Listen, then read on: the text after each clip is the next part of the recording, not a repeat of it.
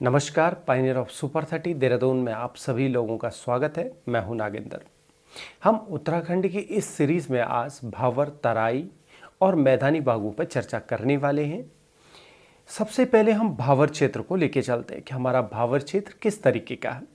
जब नदियां पर्वतीय क्षेत्रों से मैदानी भागों की ओर जाती हैं, तब नदी मध्यवर्ती भाग, जो पर्वतीय और मैदानी के बीच का भाग है, में अपने साथ लाए कंकड़ पत्थरों को किनारे व बीच में छोड़ देती है।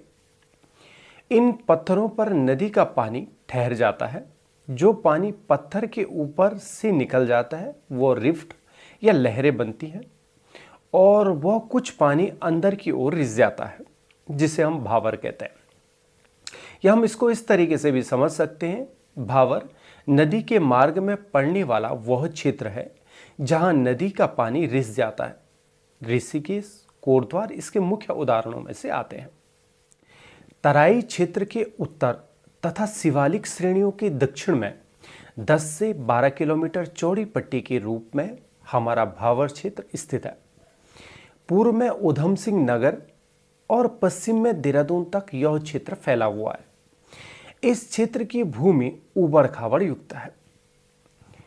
यहाँ कंकड़ और पत्थर और मोटे बालू युक्त यहाँ की भूमि है। इसका कारण नदियों द्वारा लाई गई अवसादों से इसका संबंध है। अगर हम वनस्पतियों पे चर्चा करें तो यहाँ जंगली झाड़ियाँ और कहीं कहीं पे थोड़ी बहुत कृषि की जाती है, परंतु ना के बराबर यहाँ कृषि होती है। इसी क्रम को आगे बढ़ाते हुए हम तराई क्षेत्र पे चर्चा करते हैं। भावर क्षेत्र में नदी का जो जल अंदर रिसा हुआ था, जिस निचले क्षेत्र में प्रकट होता है, तराई कहलाता है। इस क्षेत्र का जल प्रकट होने के कारण दलदल या वेटलैंड का निर्माण होता है, जिस कारण जैव विविधता या बायोडाइवर्सिटी की मात्रा अधिक होती है। हरिद्वार में गंगा के मैदानों के उत्तर और पौड़ी गढ़वाल, नैनीताल तथा उधम सिंह नगर के दक्षिणी किनारे पर स्थित क्षेत्र तराई कहलाता है। इस क्षेत्र की चौड़ाई 20 से 30 किलोमीटर तक है। गंगा के मैदानों की तरह इस भूमि का निर्माण भी महीन कणों वाले अवसादों से हुआ है तथा भूमि में अधिक वर्षा होने से दलदली होने के कारण मैदानों से भिन्न है और इस क्षेत्र में पाताल तोड़ कुएं भी मिलते हैं। यह गंगा के मैदानों के समान उत्पादक तो नहीं, परंतु कहीं कहीं पे धान, गन्ना, गेहूं और आलू की फसल उगाई जाती है।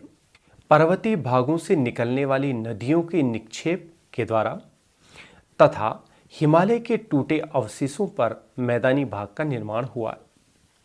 इन मैदानी भागों में आई मिट्टी जलोढ़ मिट्टी कहलाती है, जो खादर व बांगर प्रकार की है। खादर नई जलोढ़ व बांगर पुरानी जलोढ़ मिट्टी है, जो कृषि में सर्वाधिक पैदावार वाली मिट्टी है। इसमें गन्ना, गेहूं, धान आदि प्रमुख फसलें उगाई जाती हैं। पश्चिमी हरिद्वार का अधिकांश भाग गंगा के समतल मैदानी क्षेत्र का हिस्सा है। हरिद्वार का लक्सर, रुड़की आदि कस्बे इसी क्षेत्र के अंतर्गत आते हैं। यह सड़क व रेल मार्ग से जुड़ा हुआ क्षेत्र है। इस वीडियो को देखने के लिए